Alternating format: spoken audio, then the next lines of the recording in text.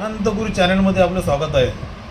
हे बघा, आज आपण बनवलेले इडली सांबार आणि ही बघा ही खोबऱ्याची चटणी. तर ही ऑर्डर नव्हती, आपल्याला घरी खाण्याकरता बनवायची होती, त्या हिशोबाने आपण बनवली. तर चला या इडली खायला. हे बघा इडली, ही चटणी,